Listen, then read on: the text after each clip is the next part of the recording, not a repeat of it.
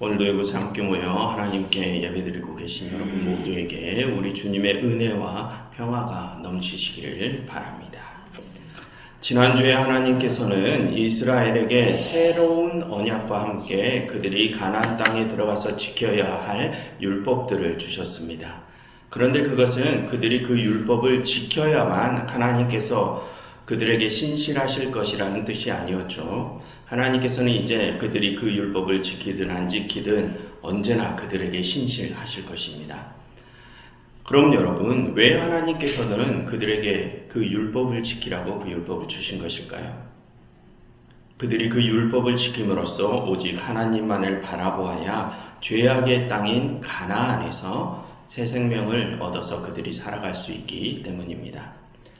하지만 여러분, 그들은 아직도 자신들의 죄악을 버리지 않고 있죠. 그런데 어떻게 그들이 그 율법들을 지킬 수 있다는 말입니까?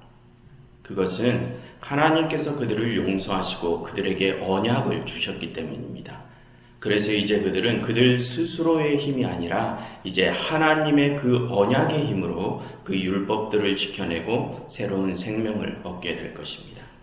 그것이 지난주에 살펴본 내용이었고, 이제 오늘은 모세가 하나님의 그 언약이 적힌 새로운 돌판을 들고 시내산에서 내려오는 장면을 살펴보도록 하겠습니다. 여러분, 먼저 그 내용을 보시면 모세가 산에서 내려오는데 그가 하나님과 말씀을 나눔으로 그의 얼굴에 광채가 났다고 합니다. 그러나 그는 아직 그것을 깨닫지 못하죠. 그리고 백성들은 그렇게 얼굴에 광채가 나는 모세를 보고 그에게 가까이 가기를 두려워합니다. 그래서 모세가 그들을 부르니 지도자들과 백성들이 순서대로 모세 앞에 나아가죠. 그리고 모세는 그들에게 하나님의 말씀을 전하고 말씀을 전한 후에 자신의 얼굴을 수건으로 가립니다. 그 내용이 오늘 살펴볼 이야기입니다.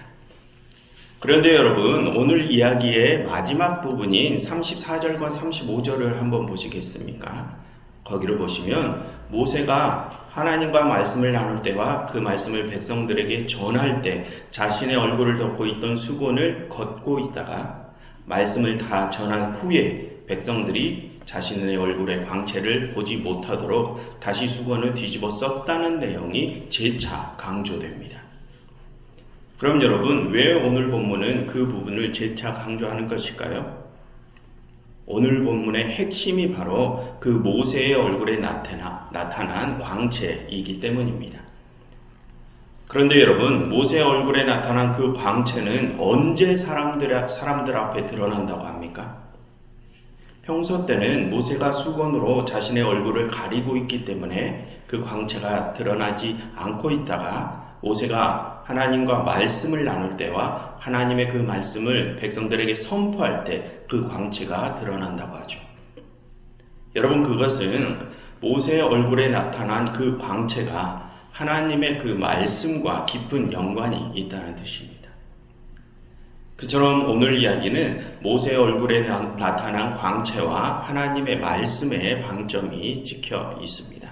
그래서 오늘은 그 두 주제를 중심으로 이야기를 살펴보도록 하겠습니다. 먼저 모세의 얼굴에 나타난 광채에 대해서 살펴보겠습니다. 여러분, 오늘 모세의 얼굴에 나타난 그 광채는 어떤 의미일까요? 그리고 하나님과 말씀을 나누고 온 모세에게 왜 그런 광채가 나타나는 것일까요? 여러분, 29절을 한번 보시면 모세가 산에서 내려올 때 그의 얼굴에 광채가 났는데 정작 그는 그때까지 자신의 얼굴에 광채가 나는 줄 몰랐다고 하죠. 여러분, 그것은 지금 모세의 얼굴에 광채가 나는 이 일이 그가 꾸민 일이 아님을 보여주는 것입니다. 그럼 여러분, 그것은 누가 그렇게 하신 것입니까? 하나님께서 하신 일입니다. 하나님의 영광이 그에게 임해서 그의 얼굴에 하나님의 그 영광의 광채가 나타나는 것이죠. 그처럼 여러분, 오늘 모세 얼굴에 나타난 광채는 하나님의 영광을 반영합니다. 그러므로서 하나님께서는 당신의 영광이 그렇게 모세와 함께함을 백성들에게 보여주려 하시죠. 그럼 여러분, 하나님께서는 왜 그것을 백성들에게 보여주려 하실까요? 그것은 하나님과 백성들 사이의 중재자인 모세의 권위를 세워주기 위함입니다. 그래서 백성들이 그 중재자 모세의 모습을 보고 하나님 당신의 말씀에 더 집중하도록 하기 위해서죠.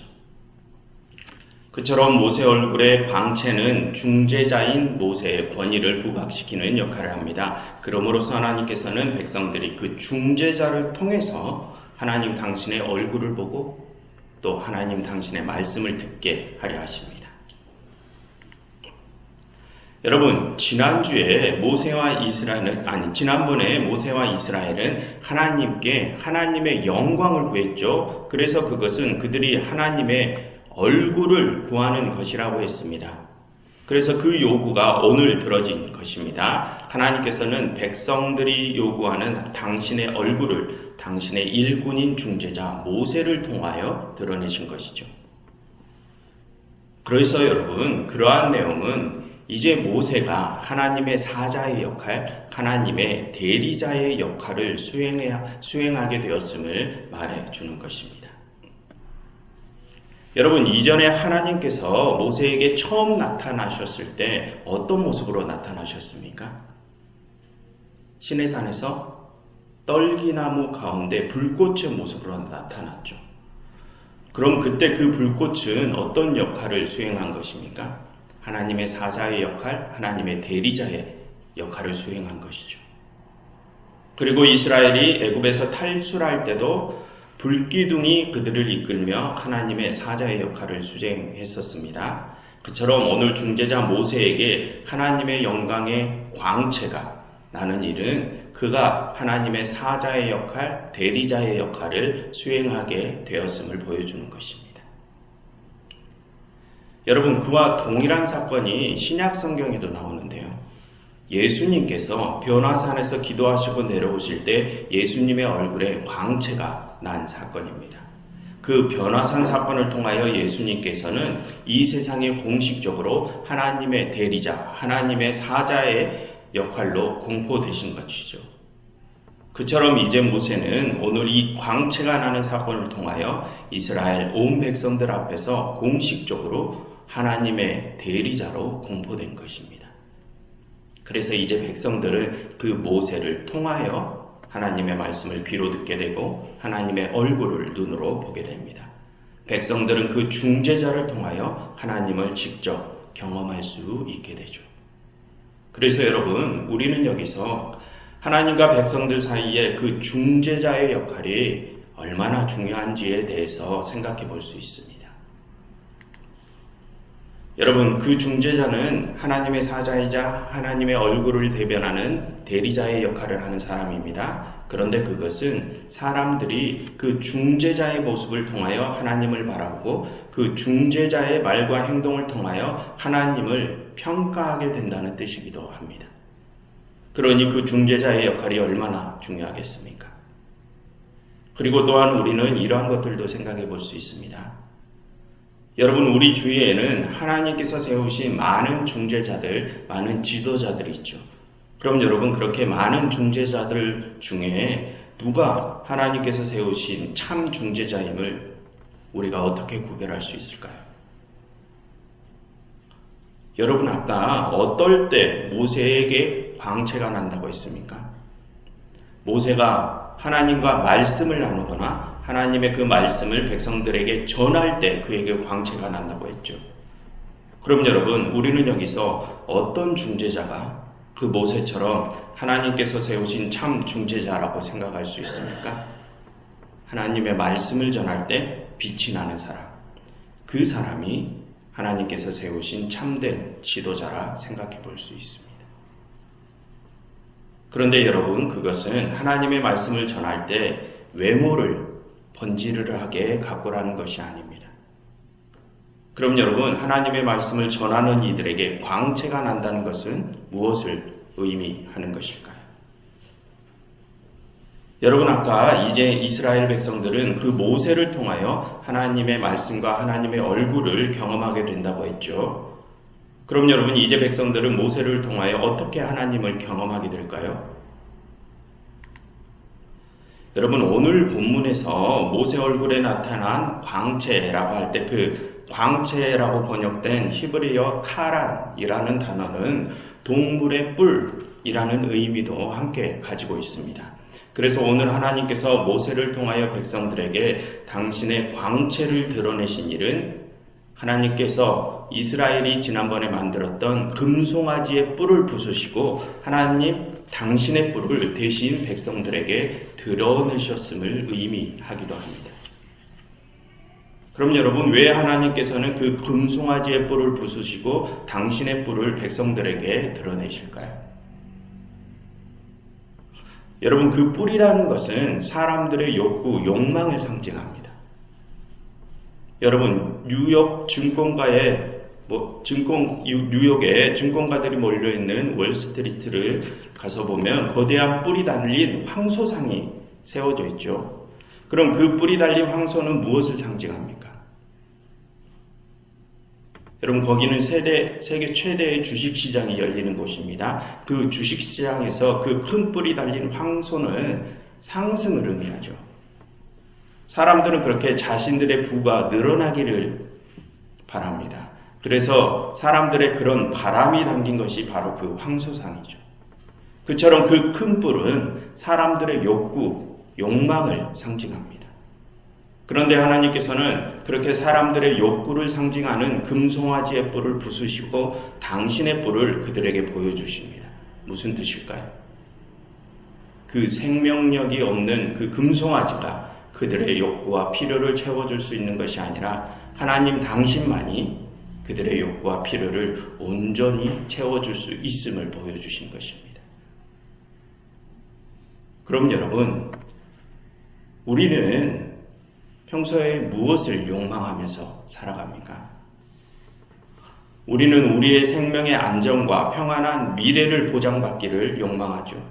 그것이 우리의 궁극적인 바람 아닙니까? 그래서 우리는 우리의 그 안정과 미래를 보장받기 위해 여러 가지 것들을 채워갑니다. 그런데 거기서 문제가 생깁니다. 그 문제는 우리가 그 안정과 미래를 보장받기 위해 돈이나 권력을 채우려 한다는 것입니다. 여러분, 그 금송아지의 뿔이 상징하는 것이 바로 그러한 것입니다. 그런데 하나님께서는 말씀하시죠. 그런 돈이나 권력이 너희의 생명을 책임져 주는 것이 아니다 라고 말씀하십니다. 하나님 당신만이 우리의 온전한 생명을 책임져 줄 수 있다고 하시죠. 여러분, 그것을 알려주신 사건이 바로 오늘 하나님께서 모세를 통하여 당신의 광채, 당신의 뿔을 드러내신 사건입니다. 그런데 여러분, 오늘 본문의 핵심은 아까 말씀드렸듯이 하나님께서는 당신이 세우신 중재자 모세를 통하여 그들의 필요와 욕구를 채우신다는 것이 핵심입니다. 여러분, 아까 오늘 본문은 모세 얼굴에 나타난 광채와 하나님의 말씀이 중심 주제라고 했었죠. 그래서 모세가 하나님의 말씀을 선포할 때 그의 얼굴에 하나님의 광채가 드러난다고 했습니다. 여러분, 그것은 또 그 모세가 하나님의 말씀의 구현자임을 보여주는 것입니다.